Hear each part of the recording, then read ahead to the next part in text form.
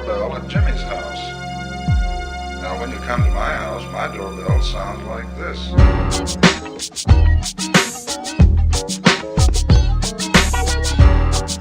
Hey, you're listening to the People's Weekly on People's Radio United. I'm Tim Best Buds. I'm here with Canadian Glenn, Nolan Hack, and Gear. How are you guys doing? I'm alive. Pretty good. Doing okay. Y'all sound so positive and optimistic. So yeah, what's everybody working on? Let's start with Gear. Anything? I know you got a new show, and then there's Top Gear Live and all that. Is Gear here? Hold on one second. Oh. Sorry. Yeah, well, it's actually not really a new show.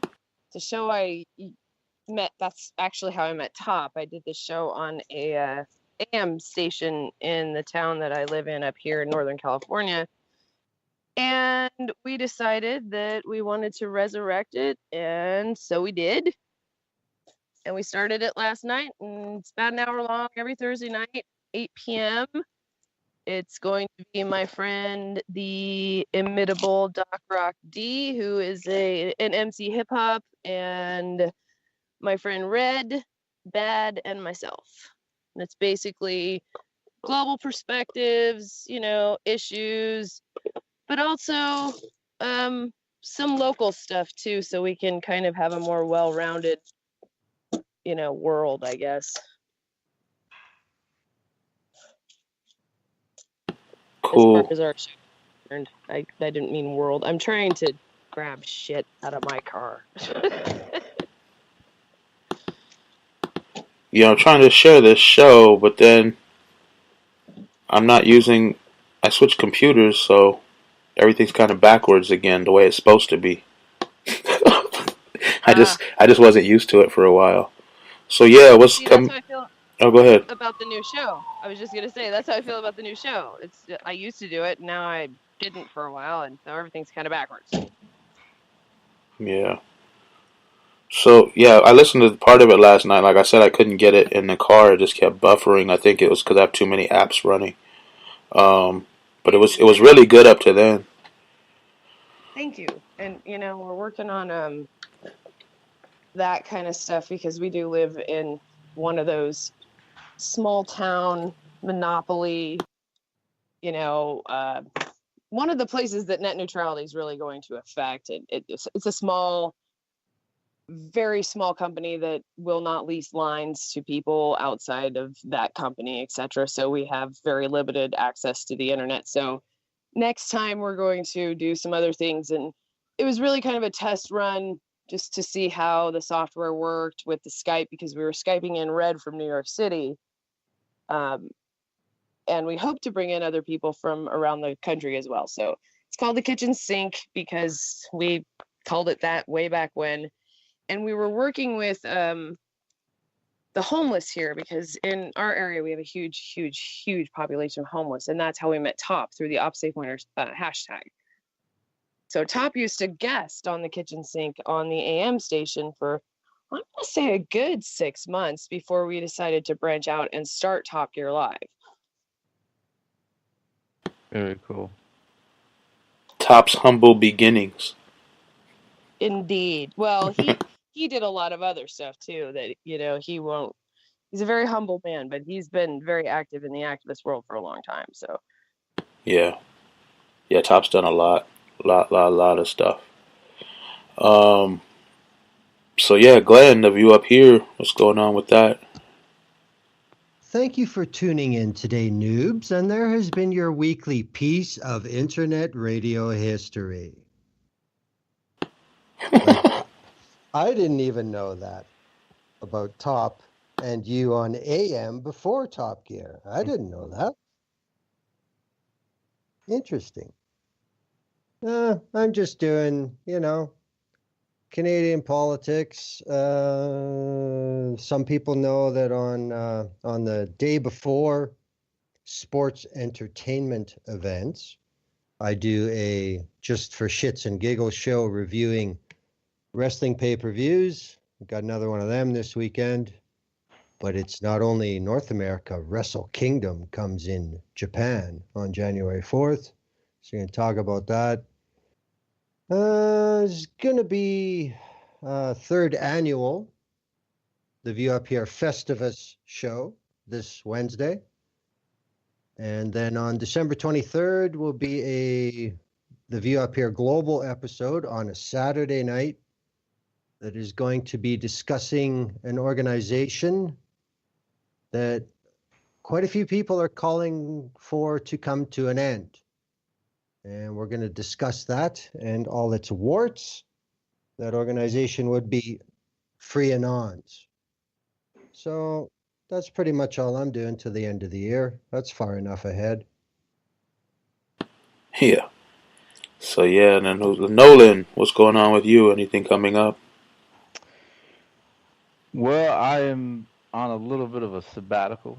Just much needed rest, I guess you could say. But at the same time, I'm still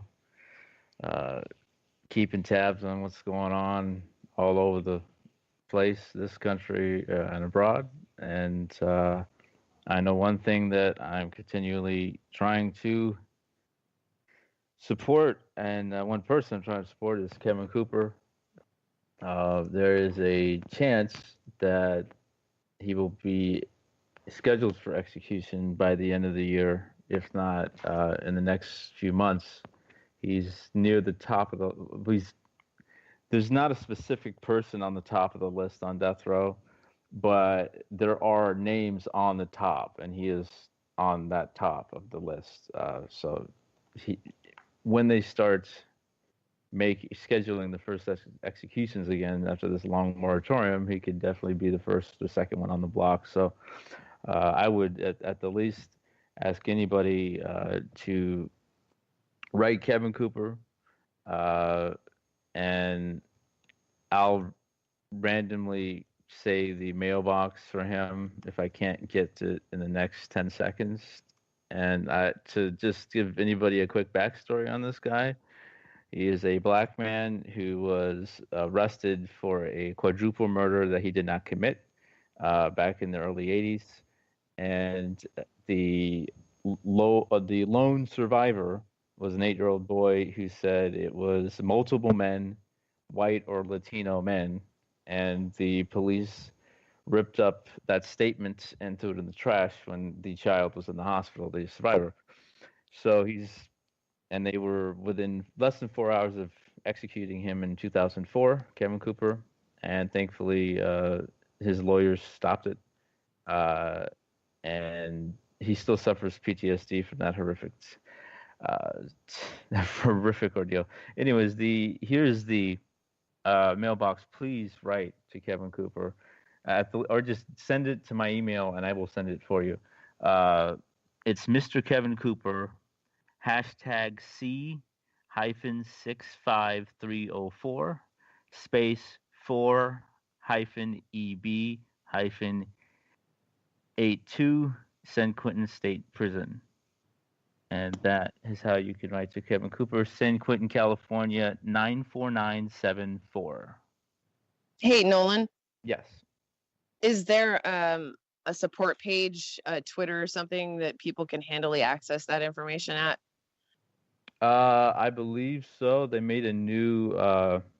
We got Kevin a new page. You can go. For one, you go to savekevincooper.org. I'm trying to remember Okay, the cool. other one, if I can really quickly. It may be freekevincooper.org. I'm not sure. It's But savekevincooper.org. yeah, that. Cool.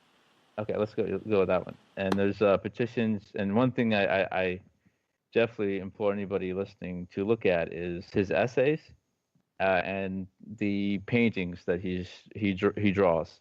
He just made one of John Coltrane that is absolutely amazing. This guy is incredibly talented, incredibly intelligent.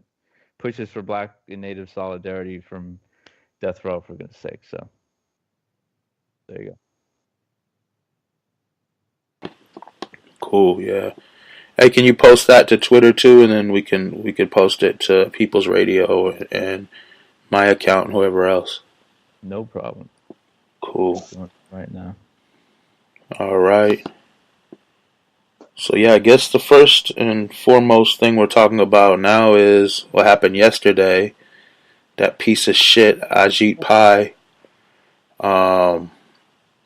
said fuck the world, or fuck the people of the United States at least, and totally just bent over backwards for his corporate overlords at Comcast and Verizon and others. And they ended net neutrality. And I'm hearing And this is some. what happens Oh, go when you ahead. put somebody from Verizon in charge of the FCC. Well, yes and no, because, this is a 5-member committee. Ajit Pai got on this commission in 2012 because Mitch McConnell recommended him to President Obama, and that's how things work, Democrats are running it. We've got the majority. You guys get the other two. Well, everything changed when Trump came in, and Trump is the Yep. one who made Pai the chairman. So, this is what happens when one team doesn't play by the rules anymore. That's the way I describe it. And that's where I was confused. I said yesterday on my show, and Tim corrected me that he was appointed by Trump. He wasn't appointed by Trump. He was appointed in 2012 by Obama, right? But he Yeah. was made chairman by Trump. Yes. Okay. See, that's where I got my wires crossed. Thank you. Well, there was no shortage of that trying to be confused online yesterday. You were seeing, almost 50-50, who's responsible, Obama or Trump? Well, all I said to people was, well, considering where the actual rule of net neutrality came from, President Obama, don't you think that's a little stupid to say that Obama put Pai on the board to take it away? Like, come on, think about it. I'd say he put it there, but you can't say Trump put him there. Trump gave him a position of a board he was already on. Yeah. Yeah, it does. The thing is, why do they leave this in the hands of 5 corporate shills? I mean, Exactly. it's ridiculous. The people have spoken. The majority of people, voters and non-voters, have said, hell no, we don't want this.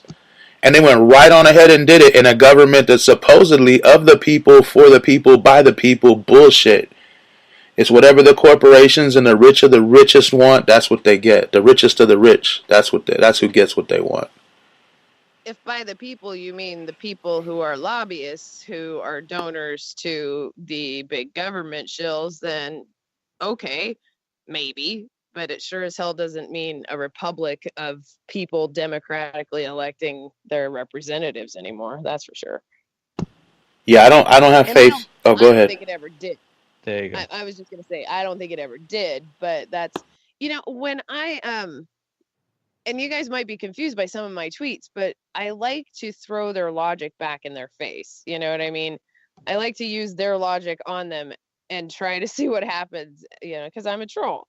So I like to say, how dare you use, party over country, you unpatriotic douchebag or whatever, and that usually doesn't get a response because people are like, well, fuck you. And also it drives something home, I think, because this is what's happening.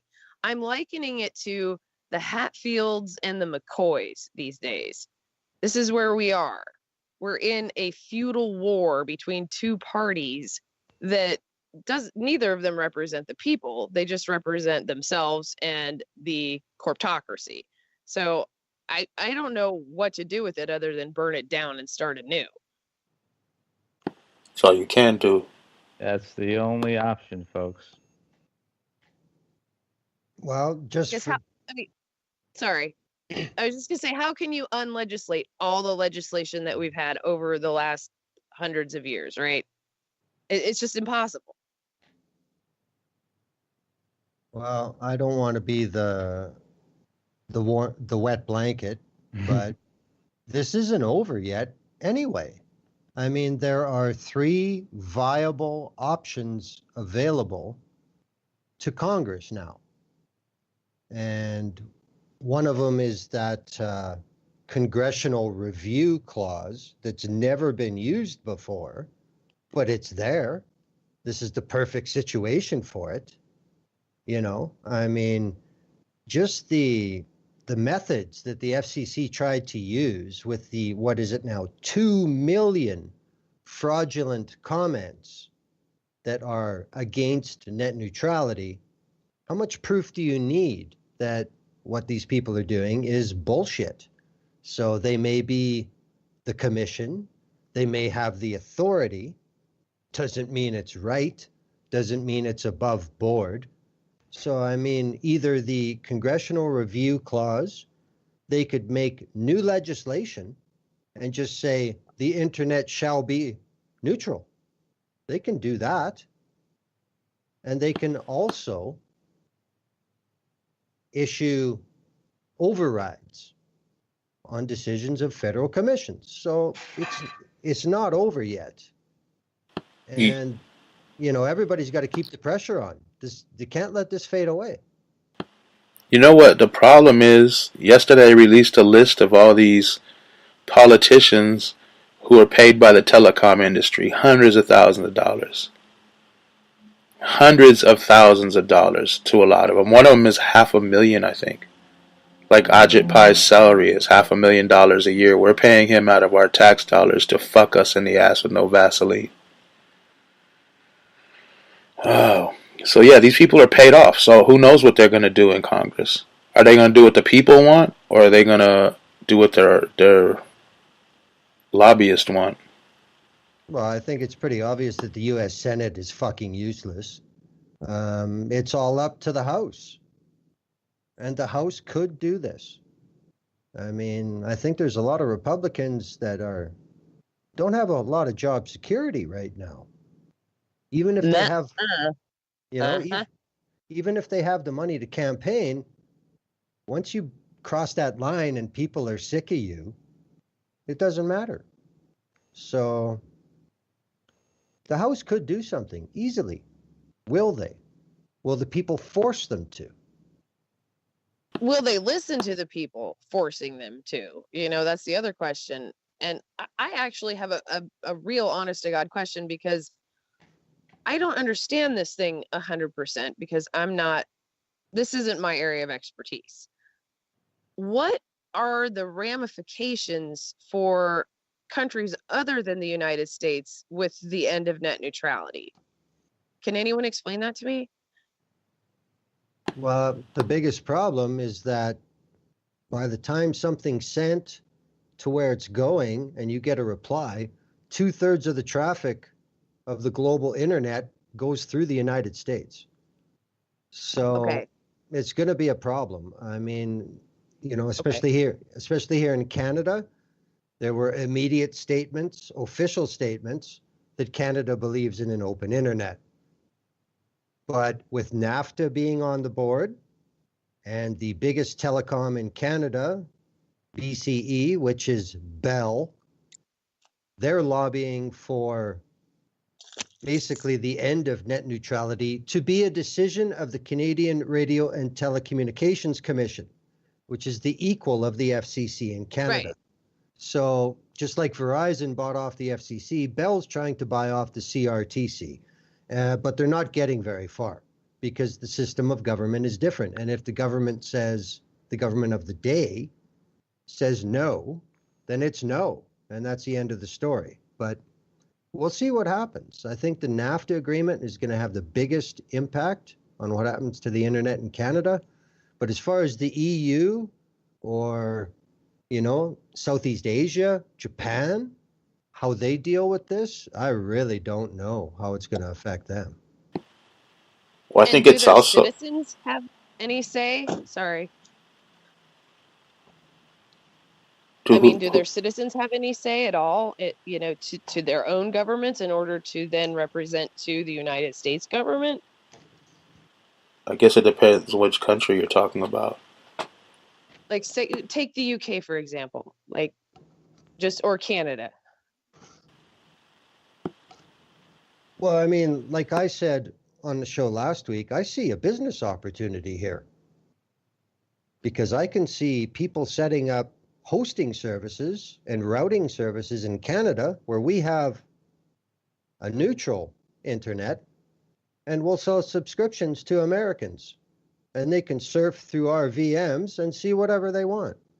So I see a business opportunity. They'll find a way to make that illegal and try to shut it down. Well, then it's a government on government fight.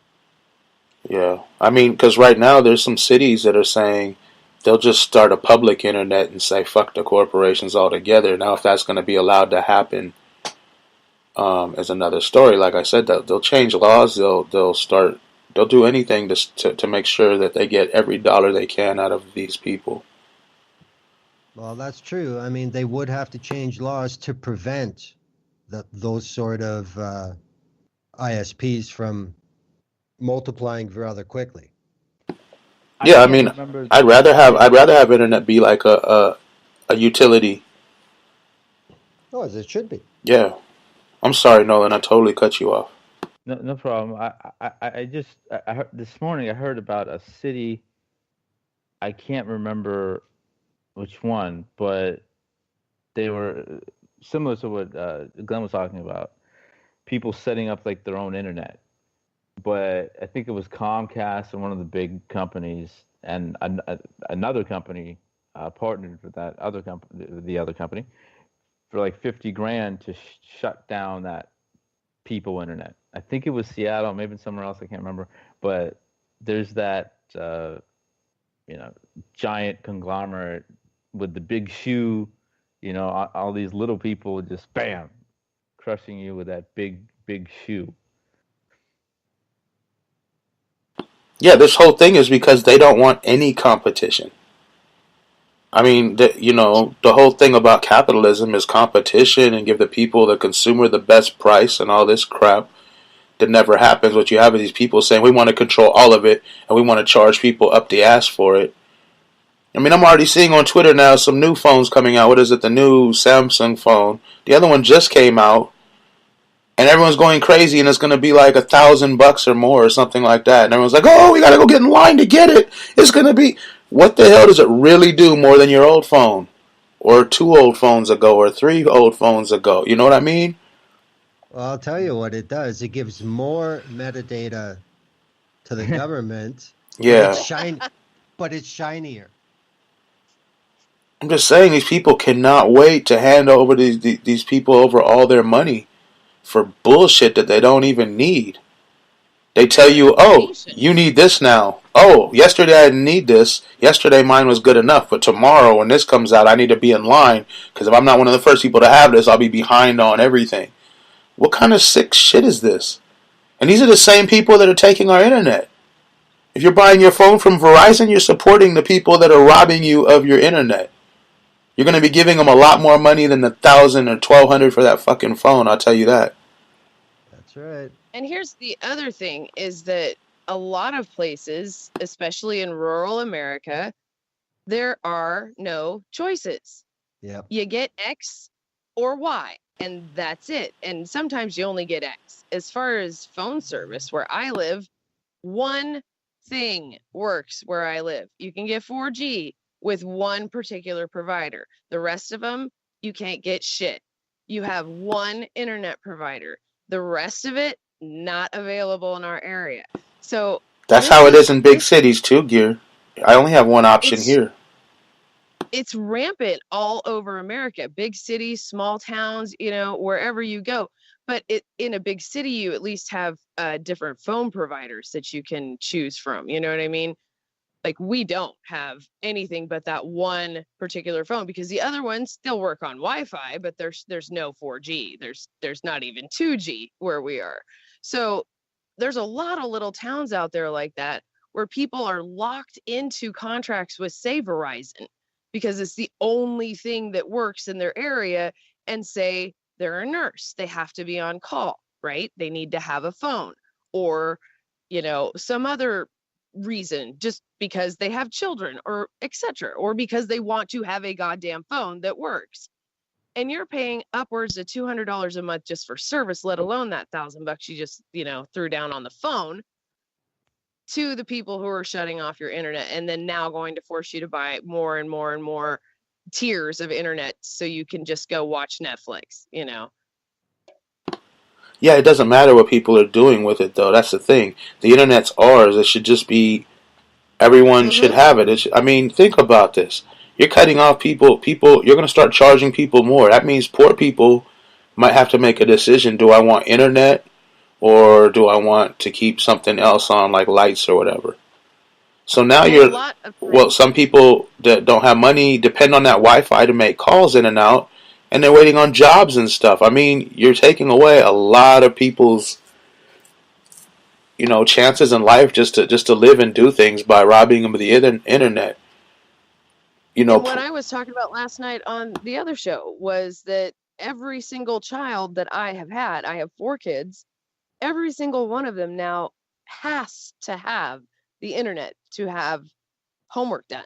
It's not, okay, you might be able to, you have to use the internet. So in this day and age, you take a single mom who's working 3 part-time jobs. She's got 3 kids. She is barely making it by.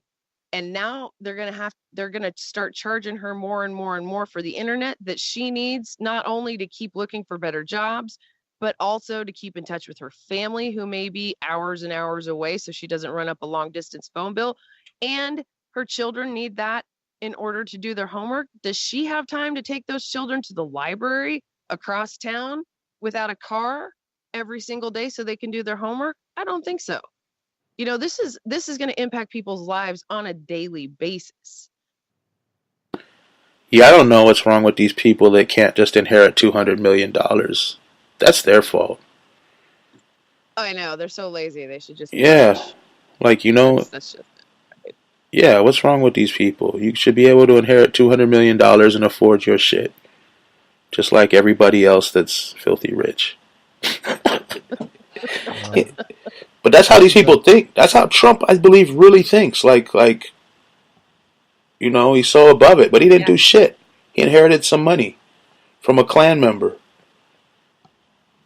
And then lost it. Yeah. 6 times.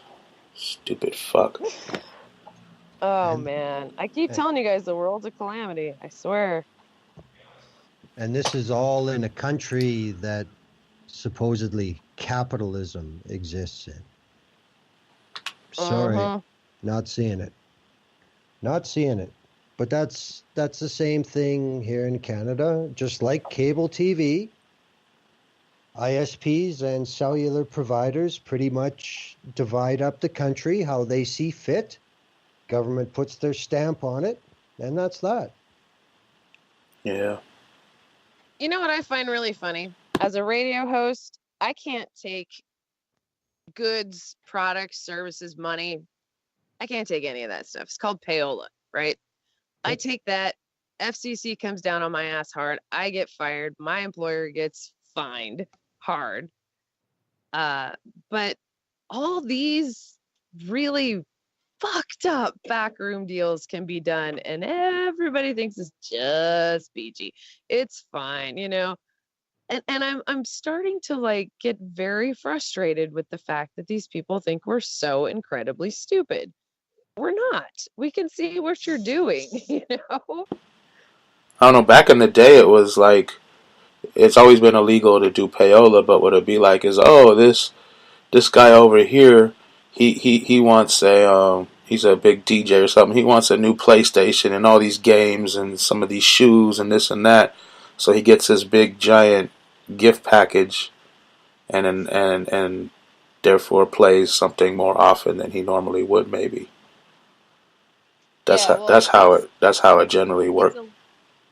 now it's allowed. Okay, so you can be endorsed by a company. You can be the like quote official spokesperson for that game or whatever, and then you could say, "I love this game. I play this game. This is what I think about this game," because that company is paying your company to be a spokesperson on the air. But if you're just out there like doing a backroom deal, like a lot of our politicians and business people do, and saying, "Hey, I'm gonna kick you back.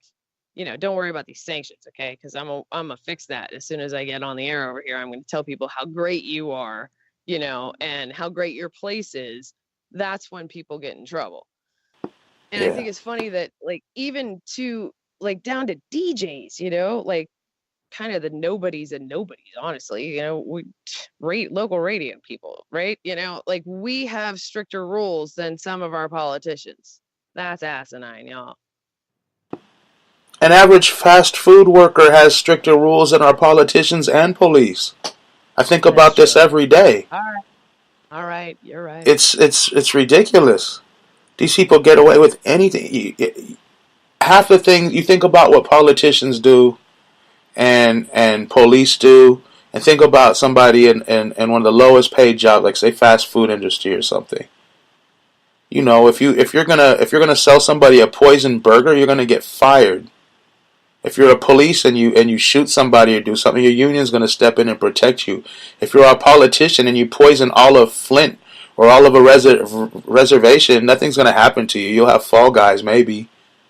It's just Yeah, like ridiculous.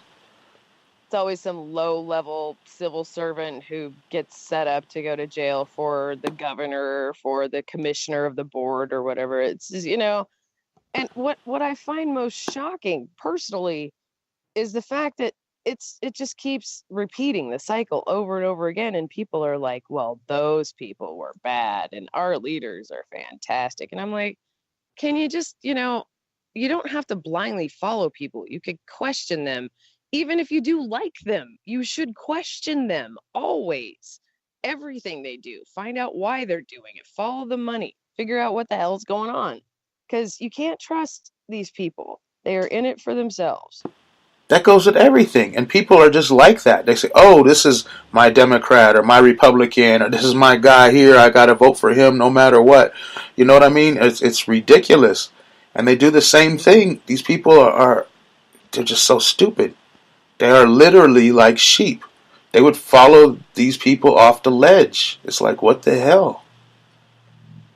I don't get Oh, I it. did a bad thing last night, y'all. I decided to watch a bunch of focus groups talking about like post-election bullshit. That was not a smart idea. I shouldn't have done that. It just frustrated me. It's like, you know, they're all along party lines. These guys who go with this letter like these things, and these guys that go with this letter like the other thing, and there just doesn't seem to be any sort of cognizant thought in this country anymore, and that really worries me, you know? I know. I mean, Idiocracy. oh, I mean, there's been Yes. activists that I look up to, and people that are making a difference. Not politicians, not celebrities. People, and something happens, and eventually I got to say, well, screw that motherfucker. You know what I mean? It's like, they had me fooled for a minute. Now I see what their true colors. It's just that's how it works sometimes. You can't have Sometimes even years. you can't have heroes that are unquestionable or above all reproach or anything. You know what I mean? Everybody Well, I has think to you're be doing what? I was just gonna say, I think you're doing a disservice not only to yourself but to that person as well, because that's a you can't nobody can live up to being perfect. Nobody is perfect, you know? Well, some people are really scummy and use and do things. I mean, there's I think Oh yeah, I yeah. think yeah. Kim is just referring to those activists who it seems like they're on the level. It seems like they're really aware, and they really get what this country is and what white supremacy is and everything, and how it affects everybody. But then, whether they were like this the whole time or because they get more popular, they take the money and run. They take that respectability politics and run. Or they And flip I think flop, or their whole thing is or they based on a lie, like that. I'm like a certain reporter woman who I won't name right now that is totally a Nazi now. You know? No idea who you're referring I'm to. trying to because there's a lot of messed up people in the media. I'm like, Oh, don't well, I think that media part is in quotation marks. media, the entertainment industry. I mean, Yeah, just news. don't worship anybody like they're above anything. Like Nolan said, like here's a people who let you down in small ways, but if it's it's a bit like there might be an activist or somebody that you respected, you find out he's been just sexually harassing women and or raping or doing something horrible, and then you got to just let go. Don't defend them. Screw them. And we've seen that happen recently a lot. And then I've also seen somebody I thought was pretty much on the level as a native activist, but I've recently found out that, just through my own surmising, that this dude just wants to be in front of the damn camera. I'm not Yeah, about that life. there's a lot of that too. That doesn't bother me as much when somebody wants to view themselves as a leader. It's annoying or whatever, and no one's gonna lead me but me, and everyone listening should be the same way. But let them do it. I mean, if they're getting attention for a cause or whatever, and they want to attach I their think face it's to it. not it's bad attention. It's negative It attention. is, but It's there's not, like a guy. He you know, does a lot of stuff here, but he's always as soon as there's a camera at a protest, he's the first one in front of it. I'm like, Well, why? it's just I don't I get it. just can't. I don't. I lost my respect for that guy because of that bullshit that he's pulling. You know what I mean? It's like, Yeah, okay, you were cool for a minute. I really liked your work, and now what are you doing? What are you doing? Like there's better ways to do a lot of the things that a lot of people are doing as well, myself included. And I think that's one thing we all need to keep in mind is stay humble, keep learning, and try to figure out like, who's in it for fuckery and who's in it for real. yeah, well, that's the thing. there were a lot of good definitions that could be described themselves with 40 words that came out of the last 5 years. And one of them applies here. It's not a politically correct word, but it is what it is. It's called fame fagging. And Yeah, that's what you guys are describing. That is it. exactly. Yeah, just Hmm. on a different level than online. Yeah, Oh yeah. I mean, that's the issue. And, I don't want to be the nihilist in the crowd, but well, not often, but this involves people. And I think you have to accept certain facets of human nature. We've never changed from this behavior. yeah, You're right. You You know, are right. it sucks, but that's the fucking reality. Well, you Anything that involves people is inherently impossible to be perfect. I think Oh, and that I don't expect perfection, dude. I mean, you know what I mean? I I mean, the expect, whole concept of it. if it's a Well, native activist, I expect a modicum of humility because that's what our elders have taught us. And if you're out there fame fagging, then I lose a bit of respect for you. well, understood. yep. But there's a line, and I remember getting into a heated conversation once with I guess a former Twitter mutual, a former Twitter friend. Okay, I'm not. He got mad at me because he kept getting mad at me because I rip politicians and I do rip to Democrats more than Republicans only because it's like no one wants to call out the Democrats because the lesser of two evils is an evil. That's stupid myth. But anyway, uh, he kept getting angry at me. Like, these people aren't perfect. I'm like, I'm not asking for perfection. I'm just asking for them not to have other people killed. I'm asking for them not to squeeze out poor people. I'm not, I'm just asking, be a halfway decent human being who cares about other people when you're supposed to be representing the people in your state or your city and obviously your country. And as far as I guess, a gay person who gets some attention, uh, that's fine. But then I see this in my own community. Uh, that Tyler Perry, I guess you could equate it to a Tyler Perry thing, with black folks, have that black guy that the white folks love. They love spending the money to go see or listen to or what have you. And for one, it's harmful to an already marginalized community, and it's honestly a little distasteful, and it makes us look bad, and we already look bad from the jump. So, and I can't speak too much, if at all, for the gay community because I'm straight, but that, to me, that doesn't look like a good look, especially. And please stop me, Gira, if I'm out of line. With the Two-Spirit community being at the forefront of LGBTQ rights for hundreds and hundreds, and I don't even know how long exactly. Y'all were the first. For this to happen, and for him to do this, that can't be a good look for the community that's already marginalized and erased.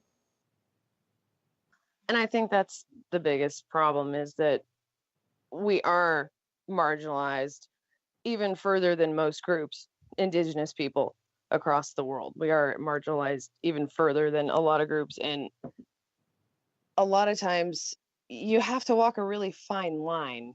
Not only do other indigenous people question you, but the settler culture barrages you consistently with questions and with challenges, I guess, all the time about why you think you have the right to speak to this, or why you think you have the right to speak to that, or whatever. Oh, I saw it. Thank you, baby. So I lost my train of thought. Sorry. Somebody said pizza. No, I can add to that, Gear. I think what I see, especially in Canada, regarding Indigenous peoples, settlers ask questions of Indigenous of problems that the settlers caused. They ask they ask the Indigenous how to solve the hole that we, the settlers, have put you in. That's one of the most frustrating parts of it all. It's like, we have no idea, but also there's also the constant underlying attack of it. It's not just a question a lot of the times, and there are some great allies. Don't get me wrong, but much of the time it is, well, you don't even take care of your own community, so why should we care about you? Or well, you're always drunk, so why should we care about you? Or we're, insert whatever stereotype here. And it's like the issues are so complex and they're still very raw. I mean, we're talking about people who were taken away and not allowed to use their languages in the 90s. I mean, this is not that long ago. Things still are in a real raw phase. And I don't think a lot of people realize that, because we've been so marginalized throughout America's history and North America's history. So I think that people think, oh, that happened and that's done. Like the same way, and I'm sorry, I don't mean to be crass about this, but the same way that a lot of white people feel about slavery. Oh, that's over. So you should be okay with that, because I didn't do that to you. So what's your problem? I don't know. It's you saw it because we're Facebook friends. The funniest moment of this week for me was I posted about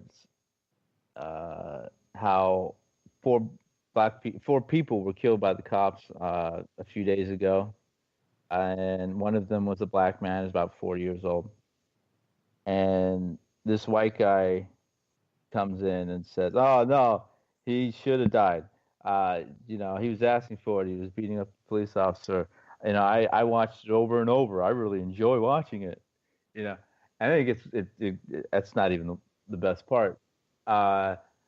He starts going into, well, go back to Africa, and every time I hear that, I kind of laugh. But I'm like, you brought us here, dude.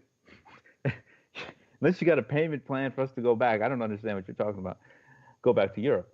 But then and then this long story short, he goes, well, look, I have a black wife, a half black son, and I am not a racist, but you are a nigger. I am Yeah. not racist, but you are a nigger. So. Oh, and before he said that too, Nolan, he told you that he was Native American. Oh yes, he's more native than I. He said more native than I'll ever be, or something. I'd never claimed to be native. I'm a black person. They do. There's that diversion tactics they use. You talk about, well, this is native land. Well, I'm native. I'm 100th Cherokee. They're always Cherokee. He brought up the same thing you did, Gear, saying that I never owned a slave. You get over it. Well, what about the prison complex right now? What about Libya? But that type of thing is that's how I think the right side of the aisle is. That's how the right side of the aisle is, because you have left-leaning people, however far left they lean or not. It's more of an intellectual game of, run around, beat around the bush, basically. And is racism still going on? But it's not that bad. But you guys need to really do better in your communities. And we're helping. You're just not letting us help. But then the right side's like, you know what? I don't really like you. And sometimes I'll admit how much I don't like you. And sometimes I'll just blurt something out. And I can deal with, other than that word, if a white person's like, look, I don't like you, you're black, whatever, okay, but don't hide, double back and say I'm not racist. Own it. Own your racism. Just let's stop the BS.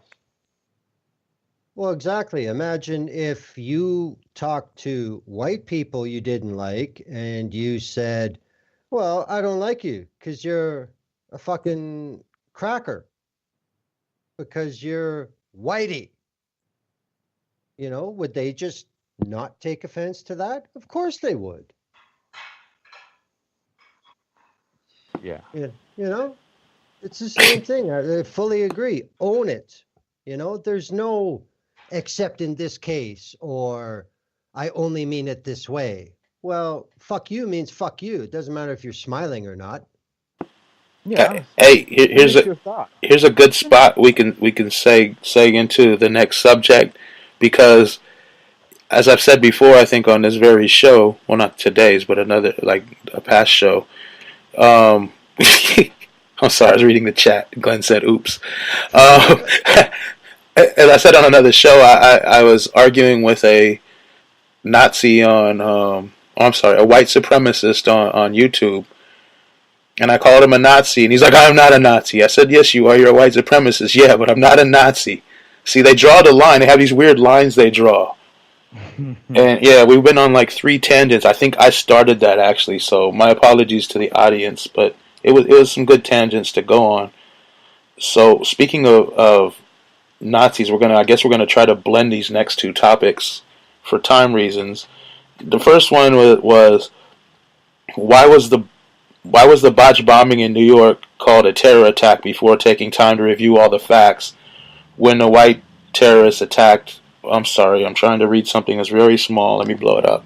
When white terrorists attack, and when white terrorists attack, they need to review all the facts to determine that it wasn't a terror attack.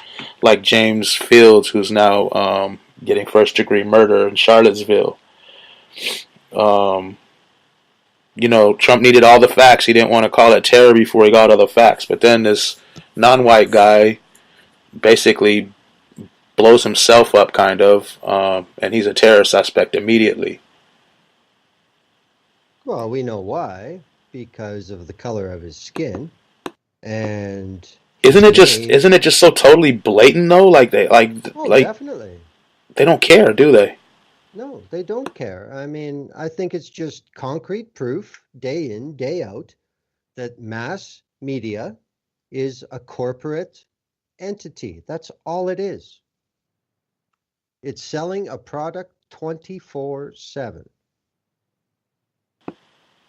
Yeah, but why can't that product include white people that are called terrorists and not just brown people called terrorists? Well, that sounds like truth.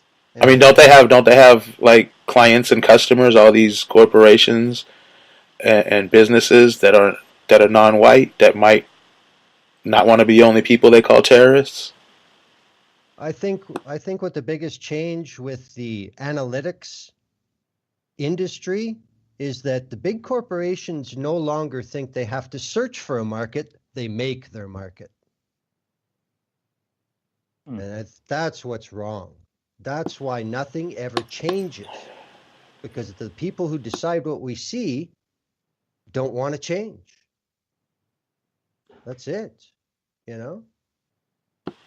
Yeah, I guess, but I mean, even up to the White House, it's like a guy shoots up hundreds of people, kills 50. That's not terrorism. That's a shooting. But two guys go where they're drawing cartoons of Muhammad and botch a shooting and shoot one security guard in the arm or leg or something, and that's a terrorist plot. Like, I just don't understand. Like, it's literally just the color of the skin of the attacker determines if they're a terrorist or not. Because, like I said yesterday, James fucking Fields, piece of shit Nazi that killed Heather Heyer and tried to mow down a group of people, um, and we're probably lucky only one person died. Um, he's never been called a terrorist. And that, as I said, by definition, was a politically motivated attack trying to kill a group of people. That makes it terror, does it not? Yes, it does. By the letter of the law, it does. But you said one four-letter word in that description there that's very important. Plot. And that's just it. What mass media does now, it doesn't expose plots. It makes plots. So does the FBI. Indeed, they do. But they don't have the reach. They're in a different department. Yeah, I mean, I'm just like a lot of these suspected terrorist plots they foil on a monthly or bi-monthly basis. These people don't have any means to do anything. Most of them, they're just hooked up with some FBI guy online that fed him a bunch of shit and went to hand him a fake bomb. He picks up the fake bomb. Terror plot averted. Yeah, it's like the Cleveland Four, exactly. But this is what keeps budgets growing too. Let's not forget that. Yeah, it's just insane. But on the good note, the other part we're going to blend in here is the city of Charlottesville rejected the Nazis coming back to celebrate the anniversary of the attack that killed Heather Heyer next, what is it, August, I believe, or I think it's in August. They rejected their permits. So, That is a step. yeah, now let's see if the ACLU comes in and says, hey, Yeah. you got to let these terrorists speak. So we'll see what happens. Well, related to this, the ugliest thing I saw all week was the story from Heather Heyer's mother, who said she has had to keep her daughter's grave basically anonymous to prevent vandalism by white supremacists. That's ridiculous. In 2017. Unbelievable. I mean, they killed her. Why do they want to go vandalize her grave just to make her mother didn't have nothing to do with it? I don't understand. I mean, that's the first thing they're saying about this little racist kid that was going around calling other kids the N-word and got yelled back at. I got bullied because of my nose. He looked like Forrest Gump. And then they have then they have his mother's racist, and all the other racists are like, don't blame him for his mother's racistness. Don't blame him. He's just a kid. But you see what I'm saying? It has to work both ways. Well, isn't that funny? Because, we've heard from very high political levels over the last decade about how black youth are so evil already. You Our know, last president said the same thing. Gun-toting criminals. exactly. So how is it that little Cletus gets a pass because he's white, but all the black children are inherently, Mhm. almost like it's genetic? What bullshit. You could even see on the WhiteHouse.gov page uh, how Andrew Jackson and Washington and etc. how heroic they were in adding land to this country, and of course fighting off the British, the French Indian Wars, all that stuff. And I'm a pretty logical person. I just like to look at, if it's history, okay, what actually happened, and let's go from there. So I'm reading this and went, no, no. What you did was you Jefferson made a deal with another white guy on land that neither of them owned. And then they stole the land from the native people and killed a bunch of them in the process. But that's WhiteHouse.gov. I remember as a kid, and this is when the internet was first like becoming popular. I just went on like, at times I just go on the biggest sites or the most well-known sites. Oh, okay, let's see what this thing does. So I checked out WhiteHouse.gov. So, and I know a lot of kids do just check out the website of the White House. People go on tours. I went on a tour as a kid. I mean, this is what people learn. This is what kids learn. Even on an episode of House of Cards, and they did a little tour. They're talking about FDR, and his wheelchair, and they had to kind of remake the White House a little bit to make it wheelchair accessible. I think they said it was like the first federal building to actually make it disability accessible, which is great. But then they leave out all the, other stuff he did while he was in office. They're like, yeah, the New Deal, when he was signing the New Deal, he was in this room. It's like, well, how about the New Deal and how it left out people of color? How about the internment camps? No, we're not going to talk about that. Yeah, because that would be another tangent. Or the continuing oppression of my people, genocide, eradication, blood quantum. Nobody asks anybody, any other race, how much whatever they are, for fuck's sake. This is how proving. How Polish are you? This is proving the whole thing we started with here. Those white people were never called terrorists or savages or anything like that. It was the people they were attacking and oppressing that were called that.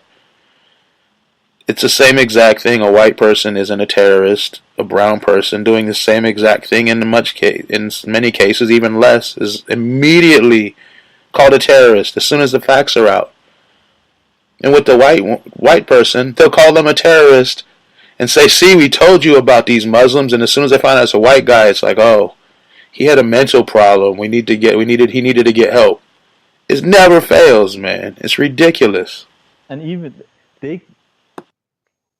if we wanted to humor them, they won't even take the steps to fix the problem that they say is the problem. All right, so all y'all white folks suffering from, mental problems and depressed, weren't hugged enough as a child. Okay, well then let's increase funding for mental health for white men.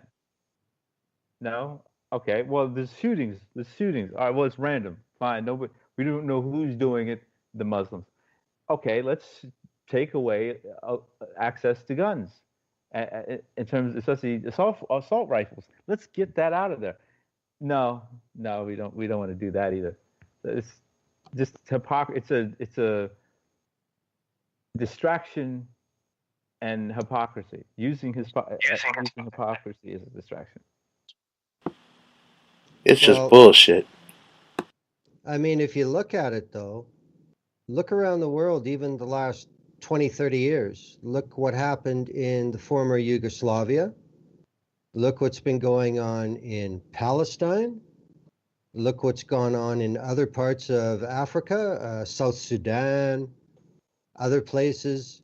It's the exact same storyline. If it's one of them, then it can only be criminal, terror, death, extremist. That's all it can be. But if it's one of us, oh shit, our list is long. We can come up with an excuse somewhere. This is the same thing that's happened so many other places. Mm-hmm. And we know what the result is. And we have either pundits, trolls, whatever. People, white folks are coming out now and saying, well, look, how would you feel? I mean, how would the Muslims feel if we started bombing them? What? What did he say? But this is actually things that are being said, either on television or the internet or what have you. And it reminds me of we didn't steal your land, Native people. You gave us a lot of it for free, and then we just conquered you. So it's just too bad you lost it and we won. And my retort is every time is, so Hitler conquered Czechoslovakia and France, and so that was okay. He conquered using your same logic. So conquered. It's bullshit logic is what it is, and they love to use it. And they know they're using it, man. They're not stupid. Nobody's as stupid as they pretend to be. It's just. Go ahead. I think this is something that's also specific to the United States. There is this desire to cling on to this idea that the United States has never lost an armed conflict, which is absolute bullshit. And has been for a long time. Think about when the White House got burned. So, that's just reality creeping in. I remember when the movie Stripes came out in the 80s, and when Bill Murray actually said in the movie, "We're the USA, we're 10-1." And he was referring to Vietnam, and that was a big deal. Mm-hmm. So I mean, I think that's part of it. What you're talking about, where, it's from us. We're always right. But this is a common sign of empire. And sooner or later it'll end, but,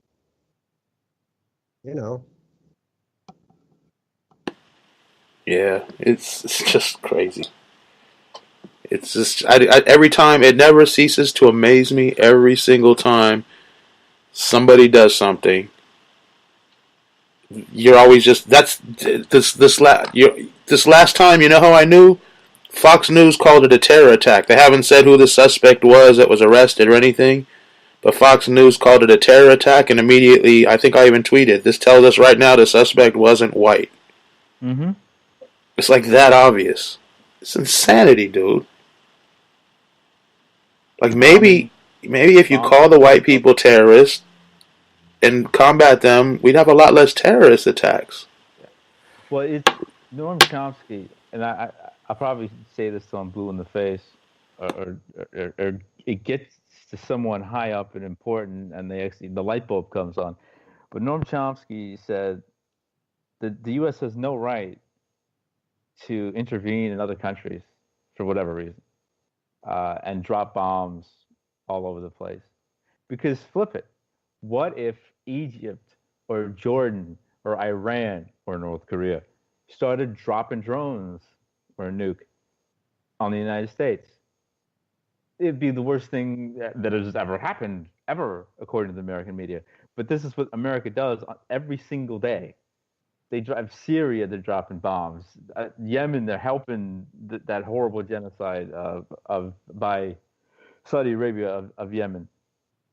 But if it's done to America, oh my gosh, oh, it's awful. I don't have. I'm making an educated guess. If I'm wrong, somebody correct me. But I would imagine since 9/11, all the drones, all the killings by the United States in the Middle East are larger than the number now that was in 9/11, the casualties. Oh, absolutely. You would imagine. I think it's a difference between thousands, like less than 5,000s and millions. Well, million since 2011 to 2011 million. I don't Yeah, know. How many I'm how gonna look many this up. how many Iraqis do you think we slaughtered in that time? Well, I know the And first. people in Afghanistan. I could be wrong, but I'm just guessing. I know the first one was somewhere half a million to a million, just because of that Madeleine Albright interview on 60 Minutes, talking about the 500,000 Iraqi children that died because of not enough nutrition, and there was no access to it because of all the carnage. Uh, but that's the hypocrisy. I mean, there are, I think, in 53 of the 54 African countries, there are U.S. military members in those countries, and there are about 50 extremist or terrorist groups in Africa. Okay, but there are also about 50 extremist or terrorist groups in America, not counting the American police or law enforcement, FBI. So can my brothers and sisters in Africa come over from their respective militaries and start making bases in America, so they can control the situation in America a little better? Would that be all right? Would that be all right? Fine with me. Military's military to me. They all suck. Yeah, I just think yeah, it's all like brainwashing. They teach you this crap in school. America is the best. America is so free. The land of the free, home of the brave. Pledge allegiance. All that crap. All the lies about history. Yeah, it's just and then you got these people that look at anyone that's from here as a little bit better, and everyone from anywhere else is a little less than human, maybe. It's just really weird. It's just, but it's trained. It's definitely in this country. It's a trained thing. They teach you this in school. Of course, indoctrination, complete indoctrination. I'm just doing a quick search for actual numbers on the number of deaths caused by U.S. drones, say from 2004 to 2015. Oh, drones! I was talking about like just people Oh killed yeah, from No, us. we were too. Oh, okay. I think yeah, he's just making a point, but just the drones maybe more than what the casualties of 9/11. yeah. I mean, I can't recall what were the official deaths from 9/11. Wasn't it somewhere About around 1,000. 30? Yeah, 30, 33 or 3,600. Well, everything is ballpark. You're not going to see two numbers exactly the same, whether it's from the government or somebody in the press or whatever. But the numbers I'm seeing are between anywhere from a low end of 2,500 to a high end of 7,000. So, yeah, and that's all anonymous from the air, no prior warning, death. So I would say it's pretty close to an individual's 9/11. So 2,700 to 5,000 drone kills To 7,000, to seven. somewhere in Oh between. wow. Yep. Yeah, that's still it. Just right there, without all the other bombings and shootings and murders all over the place of civilians. And full-scale wars. Yeah, just with drone strikes, you're even either pretty much even to over the amount of people killed, and how many of those people were civilians and casualties that weren't the main targets, I wonder. Those numbers differ quite a bit too. You get estimates of anywhere from 10 to 40%. Sheesh. Either way is unacceptable. Yep. Well, I Man. mean, I think that's the biggest thing about it. I mean, Let's say it was 3,000. That means there's 300 people minimum that were innocent or just casualties. You know what I mean? yeah, and it could have been 1,350 for all we know. Yeah. That's insane. Yeah. But I mean, this is the thing from being outside the United States. It blows my mind.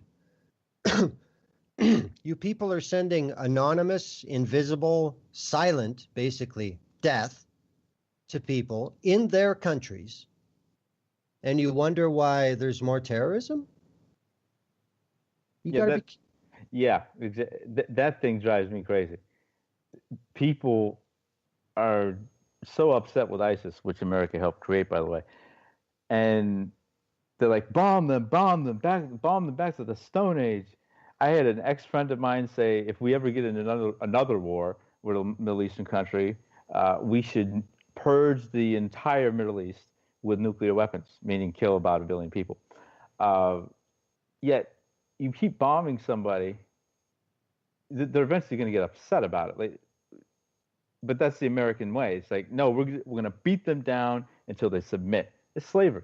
We're going to whip them until they submit. Did you We're going to instill fear in them by the police department or in jail after we arrest them till they submit. do you think your friend wanted to bomb the entire Middle East, or do you think there was a white occupying like a place where white people have a little occupying colony that maybe he didn't want to bomb as well? You think that's the case? He just what he said was purge the entire Middle East with nukes. Those were the words.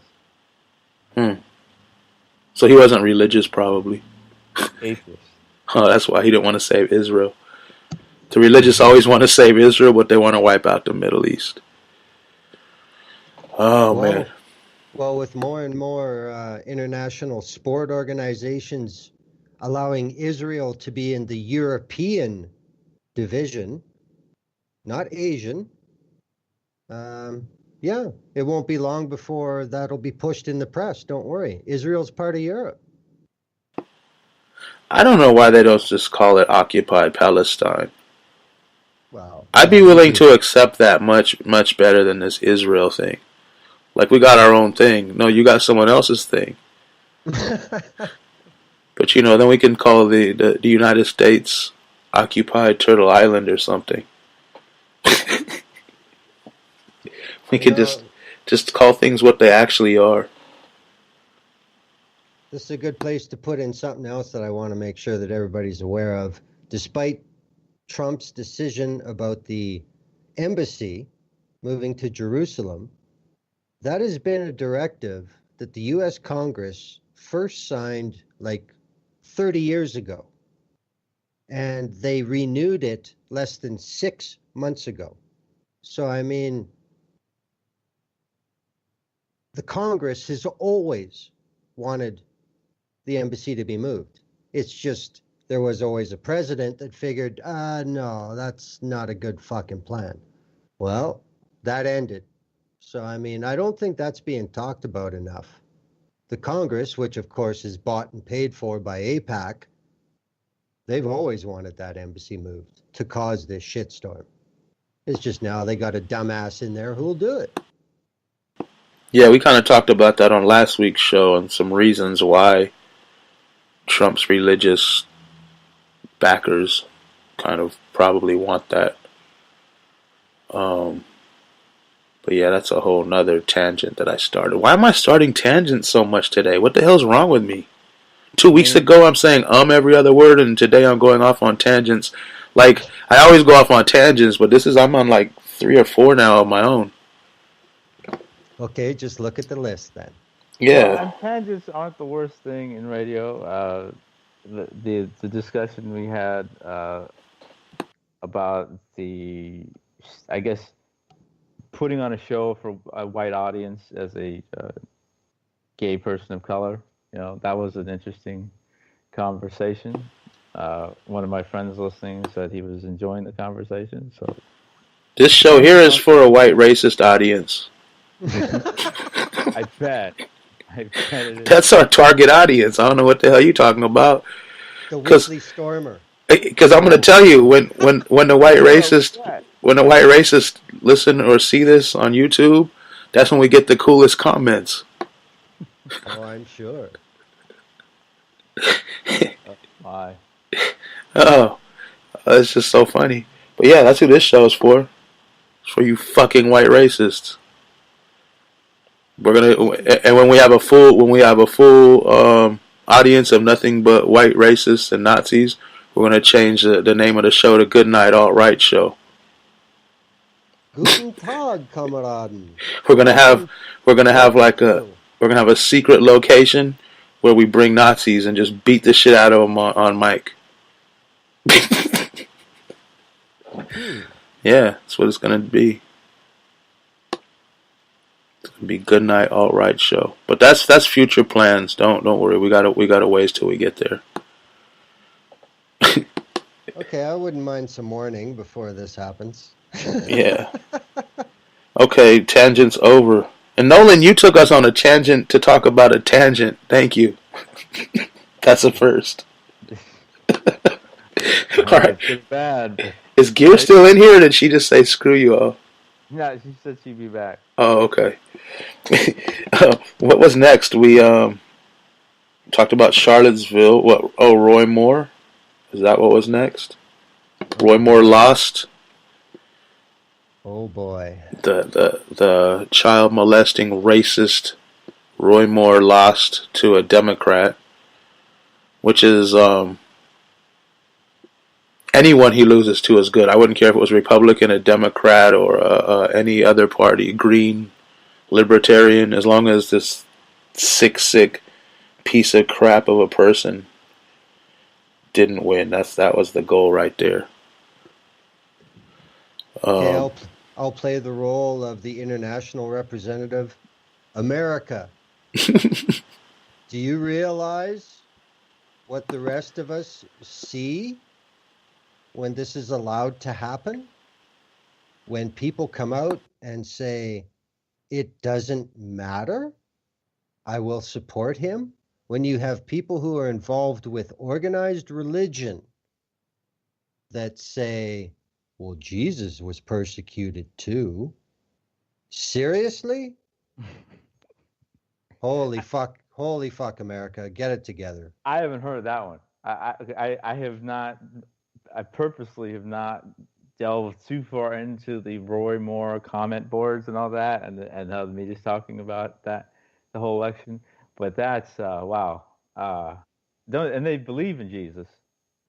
So yeah, he didn't rape any children, but Roy Moore did. I get that. Might as well just say child rape is okay with me. Again, say what you mean, snow demons. Racist white folks, say what you mean. I think anyone who voted for Roy Moore who has minor children in their house should be investigated and maybe taken. Their children may be taken away. That's really horrible. I mean, like you're basically saying as long as he's a rich, really racist judge, then it's okay. I guess there's people to say as long as it's a Catholic priest, it's okay, and as long as it's this person, it's okay. But no, it's never okay. It doesn't matter who you are. He's the type of judge that maybe that Nazi show on the end of every show will bring in a pedophile and beat him with the bats too. We're gonna have a great show coming up, Glenn. I'm gonna have to get a lawyer for this next show. Oh my. It sounds like some sort of season finale. Really series finale at this rate. No, I wanted to turn into a weekly show from, like I said, from an undisclosed location. You have to go in international waters for that. Yeah. I'm sure you could get good broadband in North Korea if this is the kind of show you wanted to do. Hey, does that remind you of anything? Shackling up a bunch of Nazis and putting them on a big boat? Taking them somewhere else and making them work for you? Or you just beat the shit out of them, actually? For your own enjoyment? Yeah, that reminds me of a few things. Yeah. Which is so, again, white hypocrisy. Israel is doing similar things in their country, which should be Palestine, and they're defending it.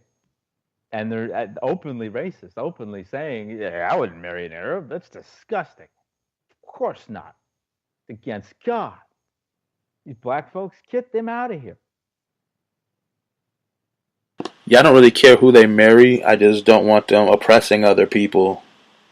You can have your racist views, but they shouldn't be the views that are running the damn country. That's true. You're right. Oh, Yeah. Gear said her phone is messing up. I just looked at my phone and saw the message. Maybe. Yeah, hi. Oh, there she is. Hey, My Gear. phone. Hey, you guys, it's remember when we had that fun protest in I was LA? about to bring that up. Yeah, maybe that was after because of the LAPD getting into it. Maybe that's why it was messing How did the up. LAPD get in them? You didn't show them. You weren't that lady holding your phone showing them everything you had? Well, No. I was on the freaking air. I had to. So they fried this phone and I cannot get it to charge since then. And for some reason we started this call with like 60% and I'm down to 3. So I'm gonna have to let you go. Okay, Gear. Thanks, guys. I'm Do you sorry. what phone do you have? You have a Galaxy or a like an I have Android? I have an Android ZTC or ZTE. There's a way to reset it. I think I'll try to look it up. I'll talk to you later, though. No, Bad's gonna fix it for me. It's just a mess right now. We haven't had time. Oh, okay. So thanks, guys. Have a great rest of the show. I'll try to listen in. All right. See ya. Bye, Gear.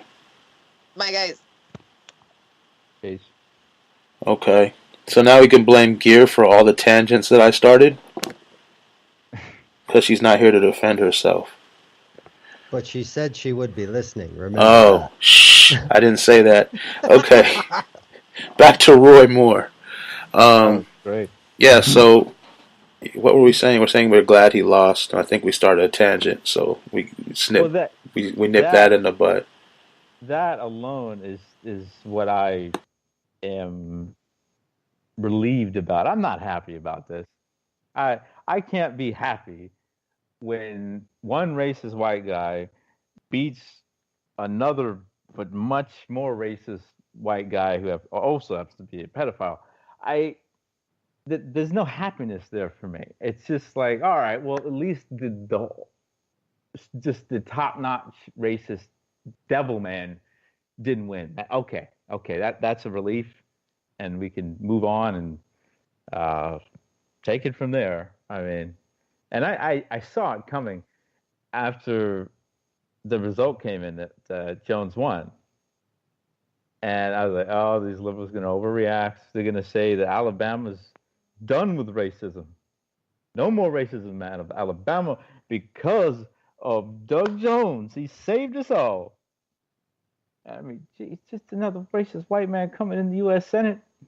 I mean, That's the thing, though. The If it's biggest story that should be taken, but is not, is that without the black vote, mm-hmm. Roy Moore would have won easily. Mm-hmm. Without can you imagine the How? Presidential election? Yeah, right, Tim? No, I'm just saying, like, how, like, okay, I don't know. I could say that I know. Obviously, we know now that people will vote for a racist candidate because that's what they want, because they themselves are racist, and there's a lot of them. But how do you vote for a child predator, a rapist? I mean, how do you justify that? I just don't see it. Because you're taught that the founder of this country, or the main one, first president, was a hero, a god among men, even though he was a killer of children and skinned people alive. But these are the people that are like the family values and the moral majority or minority, whatever they say they are. I'm like, you're so godly and righteous and great and above it all. But I mean, but then again, I guess, yeah, like what like Glenn Beck pointed out, their book is based on a child predator that knocked up a young woman, and then they were scared, so they said God did it or whatever. Wait, what are we talking about? That's the definition of a tangent. Wait, yeah, I'm confused. I'm just saying Glenn Beck was saying it's just like Mary and Joseph. Okay. Yeah. Glenn Beck, always the voice of reason. Yeah, but I was explaining who they really were. One was this dude's like in his 30s, and she's a young 12 or 14-year old, and they Was she? I've never heard in my life that Mary was 12. she was really young. I'm gonna have to look that up. Yeah, look it up. I have homework to do after the show. Yeah, it's a sick book, man. Everything in that book is pretty sick. I truly believe most of the people in that religion. Here's a tangent. Most of the people in that religion don't read their book all the way through. They just read parts of it. Well, most of the people who live in this country don't read the actual history of this country. Same type of thing. Glenn's gonna slap me because I just been tangent all day. Sorry, Glenn. That's all right. All right, where are we at? Who's dumber, more sexist and bigoted, Trump or his supporters? This is number 4, number 2. I just realized on the list it's 1, 2, 3, 4, and 4. But Trump is the ultimate talking point president. Like, geez, there are so many things to talk about with him. It's disturbing.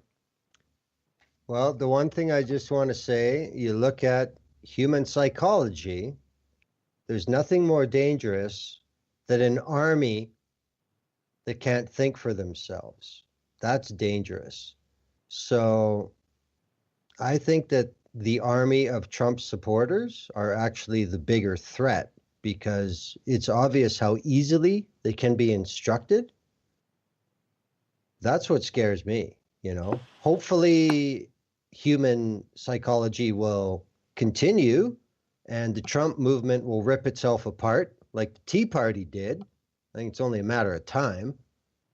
But, you know, yeah, when you've got a demagogue like Trump leading them, changing that leader would probably be the easiest way to stop this or severely slow it down. So I think it's a draw. I think it's symbiotic. They need each other. That's true. That is true because he loves the attention. He's totally like an egomaniac. He's the ultimate fame. I was just gonna say that. Yeah. Yeah, I mean it's totally all about ratings with him. All about the ratings and the press, PR. That could be a new hashtag, President Fame Fag. Yeah. Well, I wouldn't go using that word. Like, I know. We don't need more excuses to use that word. I think in that context that we're using it before, that's different. But yes, yeah, that's why you can't use it because there's not enough of the internet that understands the context. Yeah. Yeah, people got offended when someone said they were an old fag not that long ago. I'm trying to remember who it was. Yeah, they got bashed by a bunch of people and they're trying to explain. Like, it's just a term, has nothing to do with gay people, and no, they wasn't having it. Well, they should ban smoking in the United Kingdom then. Yeah, I know. Yeah, that's the confusion. A lot of the confusion. I get that. Yeah, I just don't. All I'm saying is I don't want to bash any gay people. You're correct. You're correct. I agree. But with Trump and his legion of Trumpers, it's like a circus. Some of us when we were children went to the circus. I did.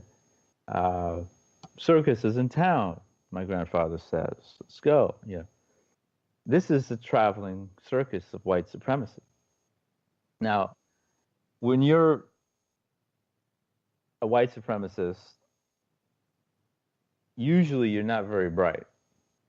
For every Ben Shapiro, there is, a Donald Trump. Because Donald ain't that smart.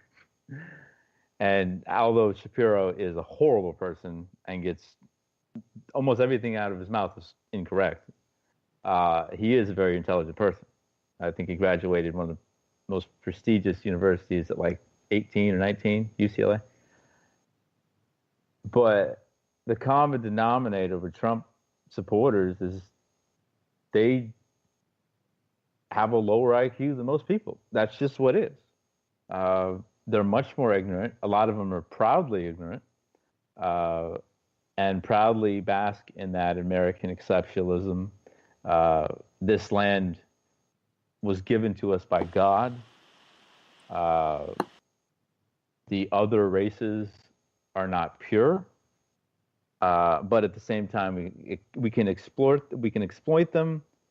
We could date them, sadly, rape them, do what we wish with them.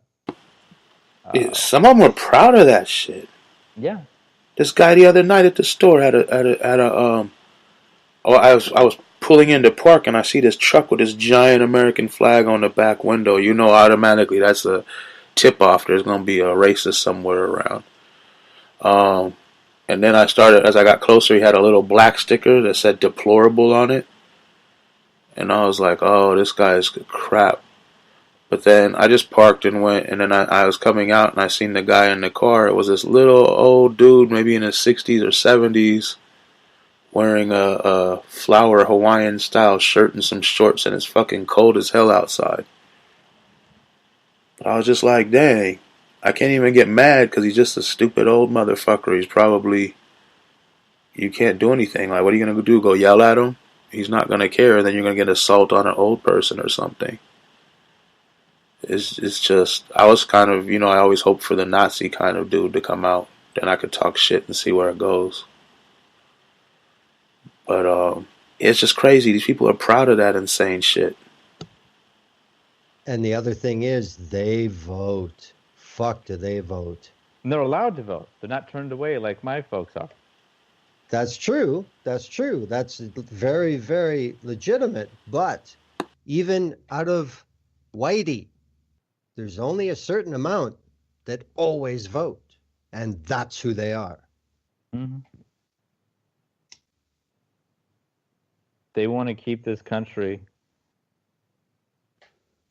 in their power. They want as many of those people in office as possible. But when you look, a lot of them. But when you look at the reality of the economics and the social policy, shithead Whitey voting for crooked white rich Whitey isn't serving his goals. No. That's the biggest thing that just blows my mind. Why are the mice voting for the cat? Yeah, that's basically what it is. I was listening to one of our older shows. I think it was Nolan and all of us basically, like always. We were talking about police and ways to get rid of them. And it was the same thing. I was thinking, like, the easiest way to get rid of police is to have equality where people aren't struggling. You know what I mean? You don't have billionaires and then poor people and stuff. You have equality, so everybody has what they need and want equally, and nobody's going to try to, and you would need a lot less laws and enforcement of laws if people are all kind of happy and content and can survive. The fact you got homeless people on the street under a bridge and some dude in a $100,000 car driving by 2 or 3 times a day, that's the problem right there. Yep. And for those so inclined that this is more important to them than other specifics of that, what's the percentage of veterans who are homeless? It's ridiculously high in every Western democracy. Oh, was it high in Canada as well? I thought it was just the United States' problem. Oh, no. It's bad in the United Kingdom, and it's bad in Canada, and it's growing in Australia. And you mentioned another colonized country in Australia. Their 4th of July is Australia Day, and the Aborigines who live there, and thankfully are still around, have to be forced to see the celebration of when the English came in and started making horrible things happen. Just like us with 4th of July, I have to sit around and watch all these white folks pop fireworks and celebrate the genocide of my people and indigenous people as well. For the veterans, it's between 130,000 and 200,000 any given night who are homeless, representing 1/4 to 1/5 of all homeless people. Jeez. About 40% of homeless men are veterans. Although the veterans only comprise 34% of the general adult population. Geez. 400 veterans will experience homelessness during the course of a year. See, I don't, you know me, I don't see veterans as being any more important than any other people. But I do think that these corporations that are profiting off their deaths and misery and, you know, having to go and kill for these profits of these corporations that are running our government, they should be taking care of them. They should be required to take care of them. You're profiting off these people. They shouldn't be homeless. While I don't support the things the military does, and by extension, what the soldiers are ordered to do, I do think they should be paid a lot better. I do think when they come back, they also should not have to go back on tour again and again and again. But they should automatically, all of them, get very, very good mental health care. And if they need it, very, very good physical health care. Because the PTSD rates are off the charts. Flashbacks, I can only imagine what being in war is like. That's something, for me, is a must. Or you could just jail the people that sent them to war so there's no more. Amen. Let's do that. Let's do both. Because, yeah, I don't see, that's the thing. I don't see any war where there's a purpose for us or our military to be involved if we're not helping the people. We usually help the oppressors. Or we are the oppressor. So in that case, I can't really feel sorry for these people because it's a volunteer military right now. I mean, there's... Yeah. You could sell drugs and it's a better choice than joining the fucking military, dude. Okay, but something that's tried to stay out of the press. Every once in a while you hear about it. And this has been going on since the Vietnam era. How many young men in poverty are given a choice when they end up in court? You either join the military or you're going to jail. Good point. You know, so I mean, well, that's ridiculous. But it's there. Yeah. And I mean, we talk about the prison industry as being slave labor.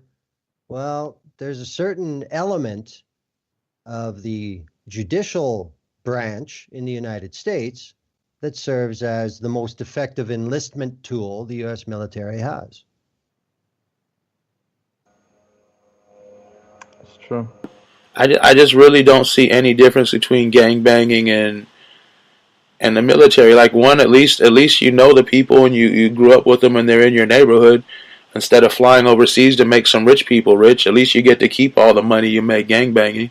I mean, that's just the way I see it. They're both equally stupid. Like, nobody in the military is fighting for my freedom or my well-being because they're not fighting our government. They're not up here arresting Ajit Pai. They're not up in Congress arresting all these people. They're not arresting these presidents we keep getting. So they're not fighting for our freedoms. They're fighting for profits of corporate interests that control and lobby our governments. Well, that's true. I mean, so why not just gangbang? I mean, really, just keep it in the family or whatever you know what I mean? You don't need to go overseas. You could do that shit right here. You can kill people right here. whether you want to put sympathy into the equation or not, that's on anybody's own personal decision.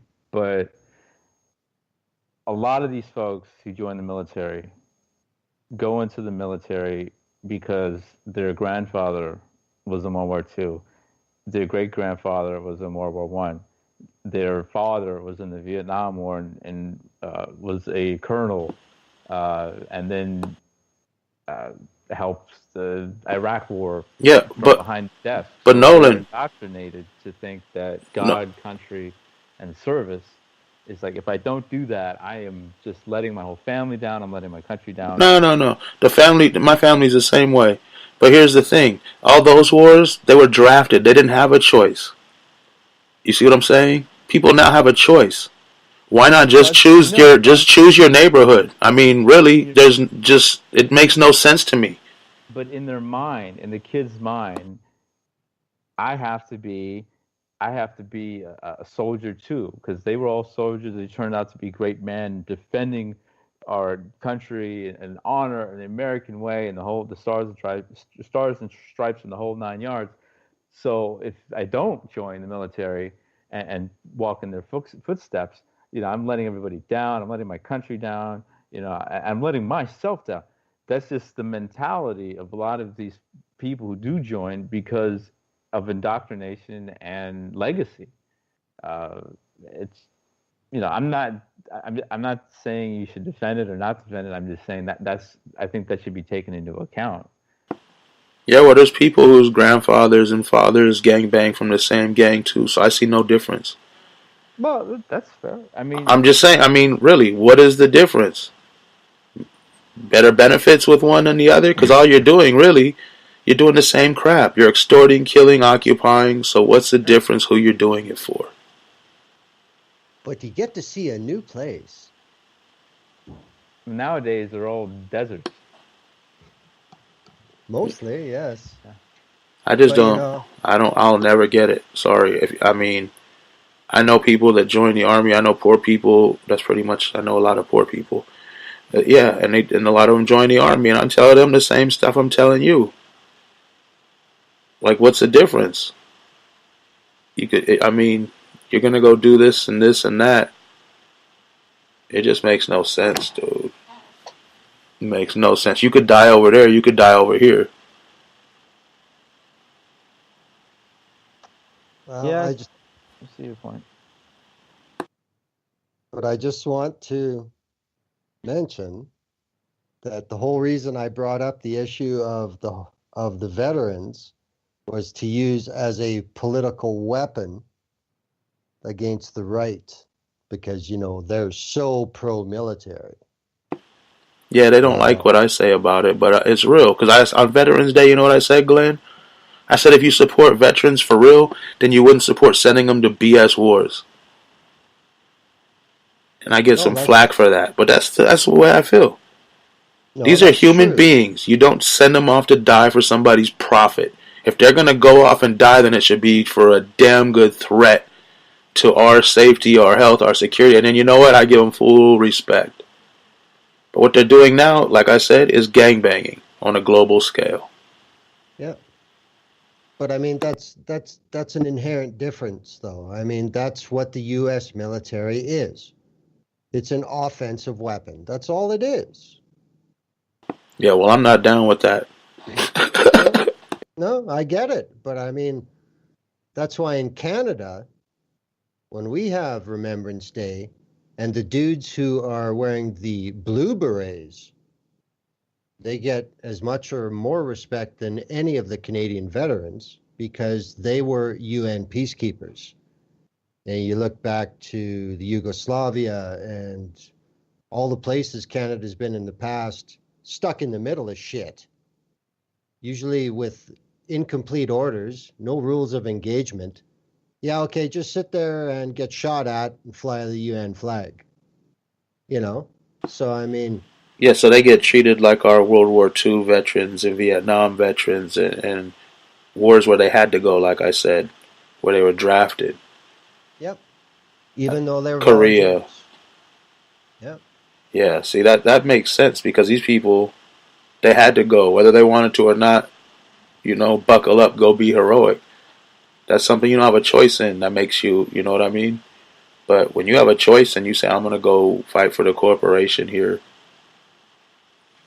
because my life will be a little bit happier, we can all go screw. I mean, that's basically what the police do. I'm gonna go beat some black people down and extort people and get all my quotas for arrests and tickets, ruin people's lives, so my life can be a little happier. That's just I don't dig that. It doesn't. I don't care. You hurting people so you can profit or live a better life than what. We're back to You the can human nature thing. you can do that gang banging, dude. You don't need to go join an army and make them even stronger. But whatever. That's we've been on a tangent this whole show, dude. I think I think Label it the Tangent Show. I This think 20 episode- minutes of the show was our actual subjects, topics we had to talk about. The rest of it was Tangent City today. Oh man, Glenn hates tangents worse than anybody. I've probably kicked in as many today as anybody else. Okay, So, well then you can't hate me for this. no, absolutely not. I just think I helped do it. That's all. Okay, yeah, as long as you're involved in the tangent. That's right. Yeah. Wow. What did we get through everything? Did we? I mean, I'm I think looking. so. So then, yeah. So we're awesome. Tangents and all, we still did this. Good for Yeah. us. Mission accomplished. And we even got to give some sneak previews of future shows, There you go. apparently. As far as what? I'm lost right now. Well, you were talking about these, secret location. Oh, those shows. Yeah. They'll be coming. Yeah. Oh, yeah, they'll be coming. Hey, I think the police are knocking at my door. They're going to ask me, was this a comedy routine? Yes. I'm like, do you think it was a comedy routine? Legally, yes. Oh, yeah. We did the Best Buds show. They're on here. We beat a racist in a basement on one of it, me and Ryan, and the next one we use supernatural powers to kill a cop. Wow. Yeah, I should release those little clips. They were cool little skits we did. We worked on them. Skits. And FBI, LAPD listening. Skits, not real. The cops were harmed in the filming of that episode. Yeah, it was. I don't know. People listening, the few people listening, maybe heard it when it was on. It was a while back.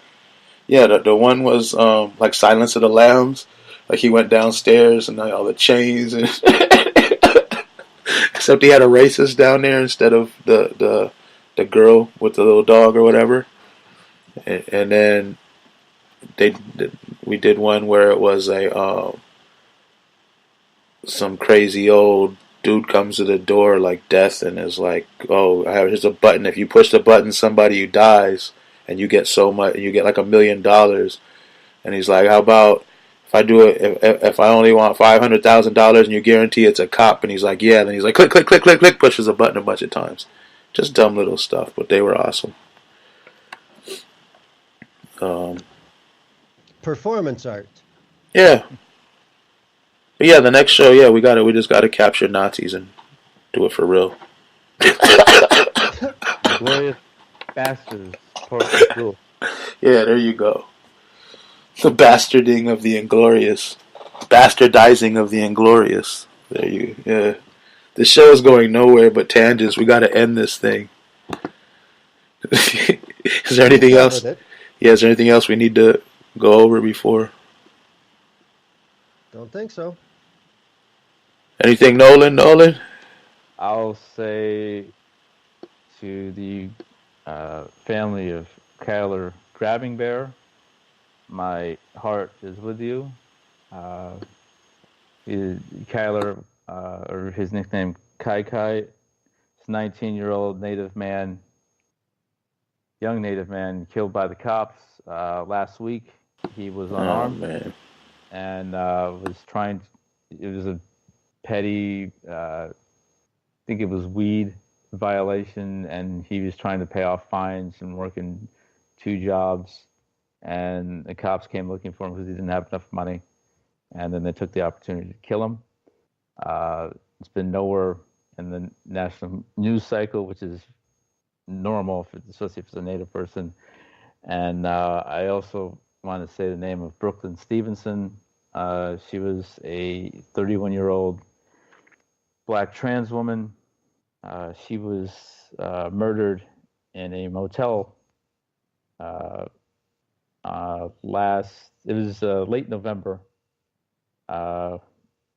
And she is one of far too many, one is too many, but far too many trans women, and especially black or native trans women who are murdered at just very, very disturbing rates. In America, 1 in every 2,600 black trans women is murdered.